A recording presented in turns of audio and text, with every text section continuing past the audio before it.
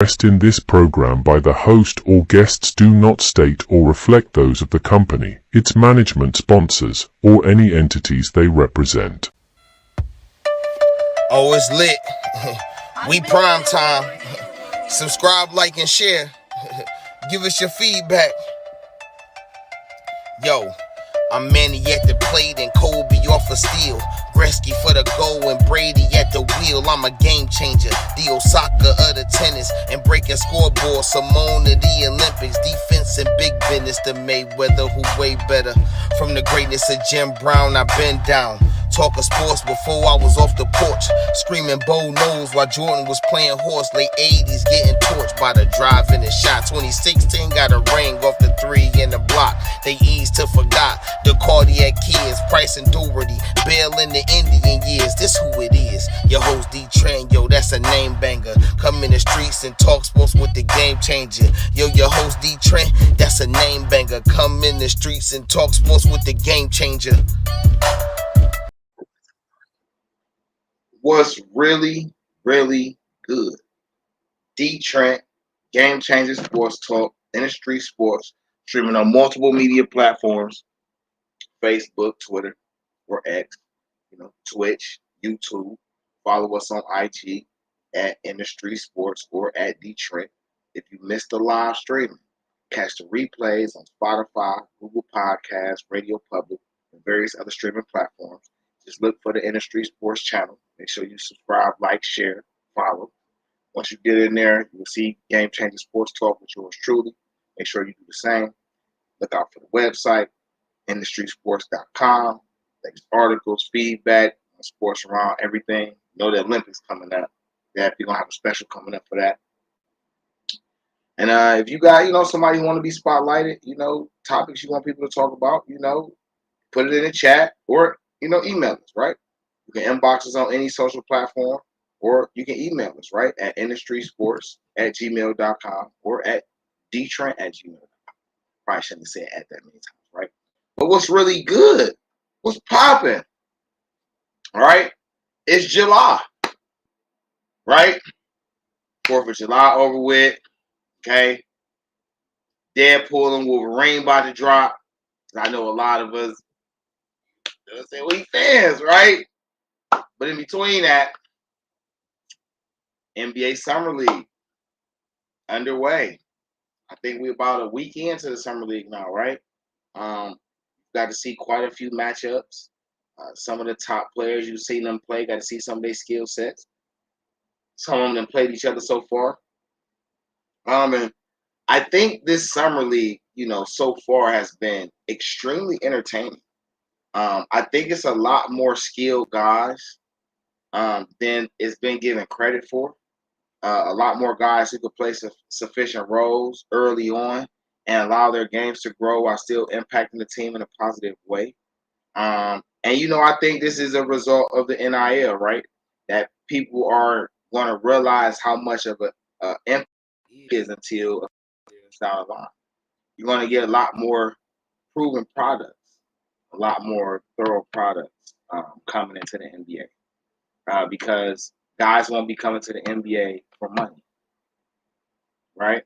You can make money in college. So you don't have to go to the major leagues to make money. You can make money as the 16, 17, 18-year-old off name, image, and likeness. And you can do that all the way up to you 22. Some of these guys become multimillionaires. So the product, the player quality is going to be a lot more improved. The player IQ, the receptiveness to coaching is going to be a lot more prudent because guys who just got skills but just doing it to get paid, they can just stay in college for 4 years and get paid. Take on a 5th year and get paid. They'll never have to come to the league. If they do come to the league, it's truly by choice and by pure love of the game. And in my opinion, you should only go to a major league for the pure love of the game. I don't think a person can get the best of who you could be as a player if you're not in it for a pure love of the game. So the Summer League has been interesting, to say the least. And of all the, interesting teams. I want to talk about my team. Let's talk about our team. Now in the chat, you will see the links if you want to come up, chop it up, you know what I'm saying? Kick it with the homie, you know, chop a little bit about, you know, what's going on with the Cavs and stuff like that. Yeah, definitely feel free to get up here and we can really have a conversation because I like what's going on. And I'm pretty sure a lot of people don't, and that's okay. You don't necessarily have to like what's going on. But I like what's going on. So Kenny Atkinson is in. He has brought on DeMar Carroll as an assistant coach, Jordan Ott as an assistant coach, Johnny Bryant as an assistant coach. And it's another guy as well. What I haven't noticed is there isn't any big man coaches on there, but it's a lot of player development coaches on there. So there's a lot of quarrel, or let's not say quarrel, right? Quarrel probably might be too strong of a word.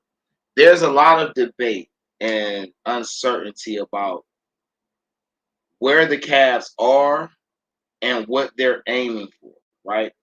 And I feel like a lot of people are confusing themselves by putting what they personally want and mixing it in with what the Cavs organization is actually doing.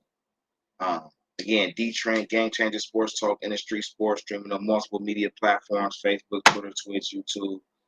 Follow us on IG at InDaStreetzSportz or at DeeTrynt. If you miss a live stream, just catch the replays on Google Podcasts, Spotify, Radio Public, and various other streaming platforms, right? People, a lot of people disagree on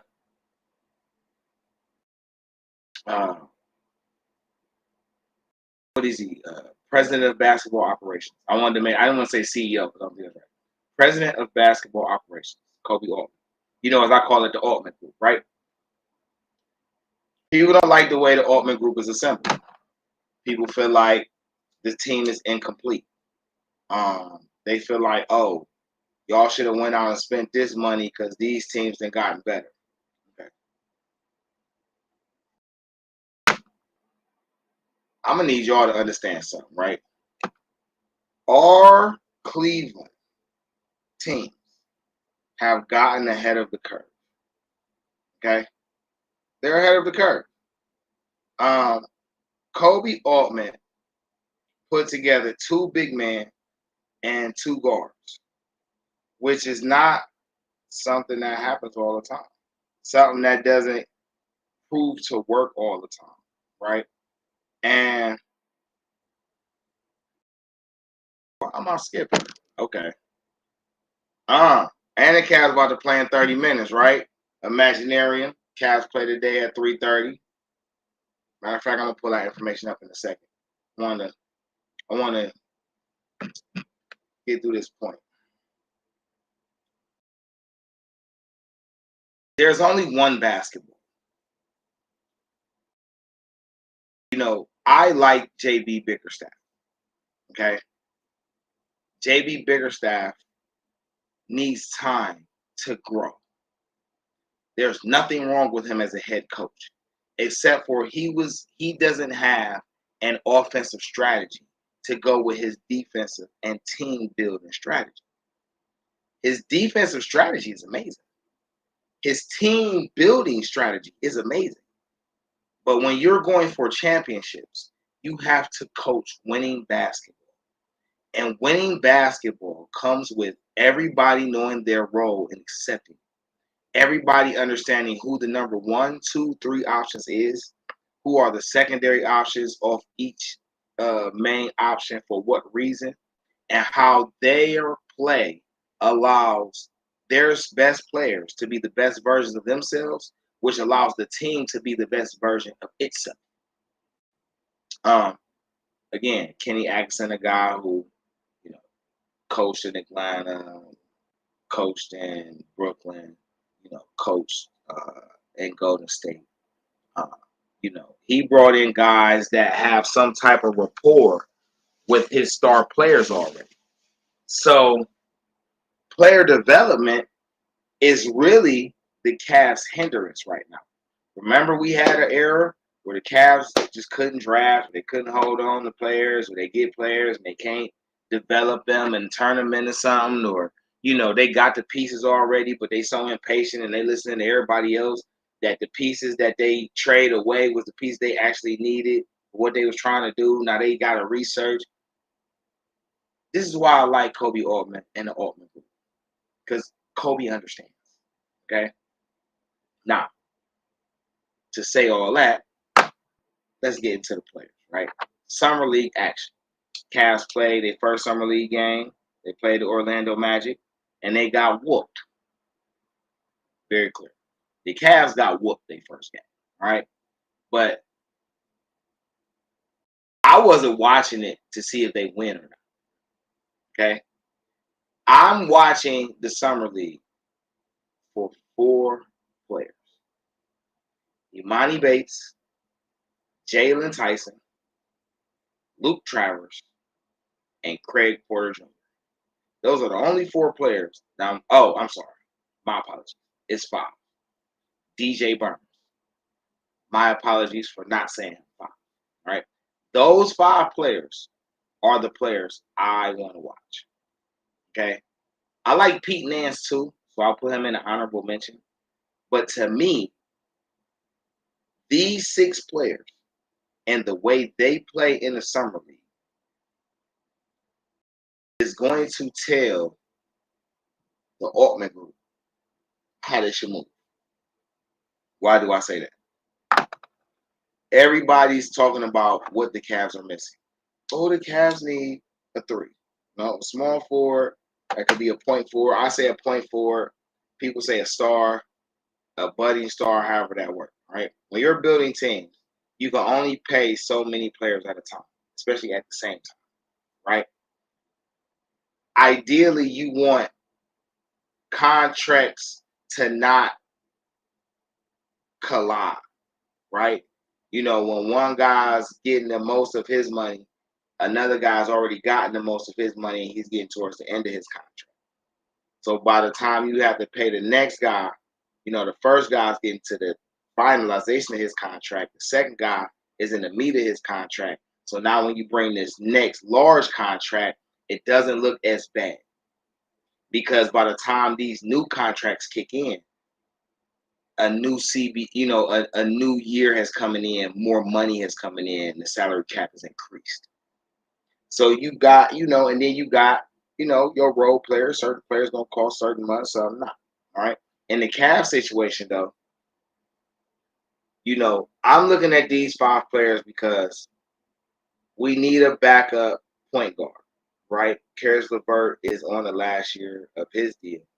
And this is a try to win the ship this year type of thing. It's not a championship or bust year, but it is a go for the championship year, right? But you have to go about it the right way, right? Imani Bates is 6'9". Jalen Tyson is 6'7". Luke Travers is 6'8", right? So you have 3 developmental guys on your roster that you could use to play those slots. You can pick at least 2 of those guys and keep the third one on the summer league. I mean, on the G League team, and allow those guys to grow into the role. Because you can't. It's hard to grow into a role when you're not playing it. Like, practice makes perfect. If I'm not, doing this on a day-to-day basis, how do I get comfortable in the role? So, ideally for me, I feel like, Amani, Jalen, and Luke, them playing exceptionally well in the summer league helps, because now you can say, okay, we can bring 2 of these guys up, and we can let them try this 3 slot. It doesn't matter if either one of them starts at 3. People will say, oh, Strus is supposed to start at 3, or LeVert's supposed to start at the 3. That's not how championship building works. Okay? Everyone has a role. You put players in a position to be the most effective. Karis LeVert and Matt Strus coming off the bench as the 2 guard and the 3 or the 2 wing players is phenomenal. You got 2 guys who can come in and get you buckets, right? So when they come in and you got to put, Garland and Mitchell on the bench, you got a Craig Porter Jr. that you can put at the point guard to run with those guys. That's cool. If you start, Jalen, right? Let's just say you start Jalen Tyson. Or let's say you start Amani, right?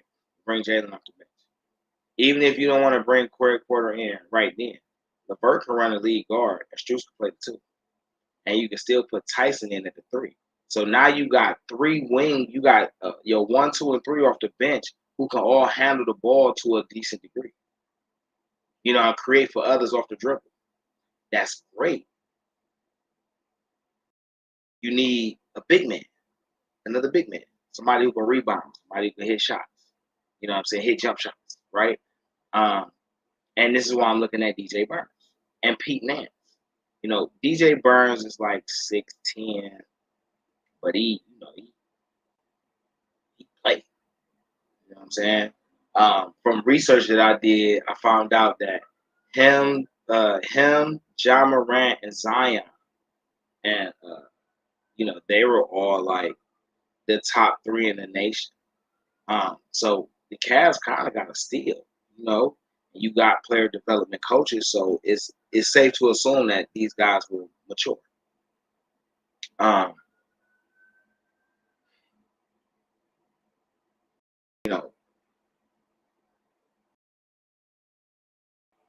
Pete Nance, 6'11". He can run the floor. He can get up. He can stretch the floor. He can protect the run. If Pete Nance and DJ Burns can play in this summer league, like they deserve some type of real-time minutes. It's a real thing to think about trading Niang. Now, this year, the Cavs don't have to make a trade because Niang only has 2 more years on his contract, and if I'm not mistaken, his next year is a team option. LeVert only has 1 more year left on his contract. So at the start of next offseason, that's $24 million back to the cap.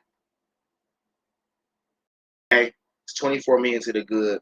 It don't cost you nothing. If you go ahead and let LeVert walk, you know what I'm saying? Or sign and trade, right? You could sign and trade him and get back your cap relief. But you could let him walk, get your cap relief. You can, not take Niang's team option and let him walk and get that cap relief. Now you're looking at about 24, 25 million, right? You do that while developing a Nance, a Tyler, a Montz, a Burns. Now it's easier to take that money and split it between them. Now you can give them real contracts and really lock them in. And, hopefully this be the year, we don't go at least to the finals. We contend for a conference final, and that's good experience for those guys. And now when, you let these guys walk, now you're saying to yourself, okay, I got a bench that look like, Porter Jr., Strus, Tyson or Imani, Burns and Nance, and you probably could get something else. You know what I'm saying? I just feel like, they have a nice core to build with. You just got to develop the players. And it's easier to develop a player when he knows what his role is. This is what we need you to do for the team to allow the team to be the best version of itself. This will allow you to unlock other parts of your game to become more of an asset for the team in different areas. When we have to run different lineups and certain matchups, then I can move you around because you'll be more effective because your game is evolved. So, Cavs about to tip off in about 12 minutes. Let me bring up that information. Now, I ain't been able to catch full games like I want to. I've been catching the highlights. Might catch a quarter of this game, maybe a half of this game. It's been sporadic, but I've been definitely trying to keep up as much as possible with actually seeing the players in action. Um, and right now, like I say, man, I liked it. Even though the Cavs got blew out, I liked it what I seen from Tyler. Uh, you know, he showed the IQ, he showed the aggressiveness, uh, he showed awareness of you know crucial parts of the game, crucial possessions. He played on the boards. He played one-on-one D. He played help D. He stretched the floor. You've seen a little of his handle.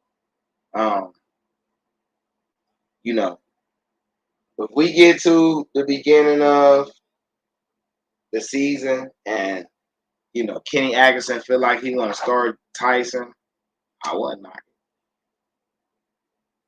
I wouldn't, because defensively he's ready and he has the length. He already has an offensive game. So that's not what you're teaching him. You're just teaching him to play a role. I think his natural skill set fits the exact role we're looking for. And I really think they should go. I would, if it was me, and I'm saying this on July 14th, right? And we're, August, September, October, 90 days from the season, right? 90 plus days. I would start Tyson. Why not? What do you have to lose? You're going to run the offense through Mobley, right? You're going to allow, Garland and Mitchell to be freer, to be more explosive, to actually be attackers, while basically facilitating the offense through Mobley. And if you do that with him and Tyson, that means when Garland and Mitchell actually have to be dominant on the ball, it's really curtains for a team. You already played good D. You telling me now, like, oh shit, with Mobley and them leading it, like, damn, we get it. Now we hit them quarters and them parts of the game where Mitchell getting his bag, Garland getting his bag. The Cavs gonna be dogs. They already play good team defense. A lot of these guys play pretty good one-on-one defense. They're young though. They still got to bulk up against their NBA bodies, they grown man bodies, but skill set wise, like, the Cavs is cool. So while a lot of people talk about, oh, they should make this move and make that move and they should make this trade, the NBA is trying to keep up with the Cavs. They trying to keep up with us. Nobody else has 4 All-Stars. You know what I'm saying? And we ain't just talking about 2, 4, just random. We're talking about 4 guys who could be All-Stars every year for the rest of their career. That's how talented they are. That's how impactful they are. They could literally be 4 All-Stars for the rest of their careers, or the majority of the rest of their careers, right? You got, 2 guys off the bench on the wings with Strus and LeVert who really can cause damage. When they get in their bags and they get hot, they get you for 30. How many teams got 2 players off their bench that can hit you for 30? Like, let's be serious. Mitchell can hit you for 40. Garland can hit you for 30. Mobley can hit you for at least 25 and 15. Allen can hit you for 20 and 20 or 20 and 15. Everybody doesn't have that. Especially not have a lot of egos involved. These guys love playing with each other. So now you're just trying to get the compliment pieces. I don't want to see Strus or LeVert start. I don't want to see them get traded this year. I just want to see the development of Burns and see if he can fill that role. If him and Pete Nance can fill that role, and you're just talking about getting a veteran big man over here. I like the Damon Jones. I'd be into bringing him back. I would be into definitely bringing Isaiah Mobley back. You only got so many roster spots though. Like, Sam Merrill's still down there. Ty Jerome's still down there. I think Ty Jerome is the contract that they want to move. Sam Merrill is a tricky spot, right? And this is where it gets interesting about if you want to trade LeVert or Niang. I mean, LeVert or Strus, right? So let's just say, we hit a point and the Cavs feel like, oh, well, we have to decide whether to keep LeVert or Strus. right? We have a potential to make a play, for a big man who come off the bench and be stellar for us, right? Let's just, I'm not saying this is the player, but let's just say it's a marketing, right? Cavs talk to marketing and marketing like, yeah, I come off the bench. Cool. I'll be the sixth man. Okay, cool. If it's me, then I would be more open to trading Strus than LeVert because Strus' contract is long. So I'm trying to improve my options. Strus is making about $16 million a year. If I ship him and Liang's contract out, that's $24 million a year. And I still got a $16 million guy that's on the last year of his deal. So potentially that's $40 million in potential cap room, right? For the next season. You trade those two, you get you a nice, let's just say it's marketing, right? So now your bench is Porter, Jr., LeVert, with let's just say Amani Banks and Dory Marketing. That's a hell of a bench. Just LeVert and Marketing alone coming on as the 6 and 7 is it's crazy. So for me, I just feel like, the Cavs are in a good position. They're not as behind as everybody thinks. They're really ahead of everybody because, most of these teams don't have a team this young and this competitive. The last thing we seen close to this was Boston before that Golden State, where, you drafted some guys and brought in some guys that were all young, allowed them to gel and grow together. The Cavs have a chance to do that and be something special with it. Evan Mobley has to be the number one option. This is easy. He has to be the number one option. The offense has to go through him. You do that, make him the initial threat, and then Spider can play the number 2 option. Spider gonna be even more deadly. Now you got Garland and his pick and roll with Allen as virtually the number 3 option. That's a lot for a defense to handle. Then if we don't stop Mobley, they don't kick it to Spider. If we just get lucky and happen to stop Spider, then you got to deal with Garland and Allen. And then if that fails, you got to kick it out to this Jalen Tyson cat. Oh, it's real. So, DeeTrynt, Game Changer Sports Talk, InDaStreetzSportz, Sports, streaming on multiple media platforms, Facebook, Twitter, Twitch, YouTube. Follow us on IG at DeeTrynt or at InDaStreetzSportz. If you missed the live recordings, you can catch the replays on Spotify, Google Podcasts, Radio Public, and various other streaming platforms. Just look for the InDaStreetzSportz channel. Follow, subscribe, like, share. Once you get in there, you'll see Game Changer Sports Talk with yours truly, DeeTrynt. Make sure you do the same. And this is all I want to do. Just get in here and talk about the Cavs, get a little bit of my feedback about, how I'm viewing things and what I'm seeing. But in my mind, y'all people should pay attention to Porter, Bates, Tyson, Burns, and Nance. And Luke Travers. Those 6 players are going to impact what moves Kobe can and can't make. The way that, the coaching staff is able to develop these guys and build the system around, around the core 4 for these guys to come in and complement. It's something there. So appreciate y'all, man. We gonna come back, holler at y'all in a second, talk these Browns, you know what I'm saying? Because it is time for football. But make sure y'all support them Cavs. Summer League action. Cavs coming up in about 90 seconds. Make sure y'all tune in. DeeTrynt, I'm out. Holla.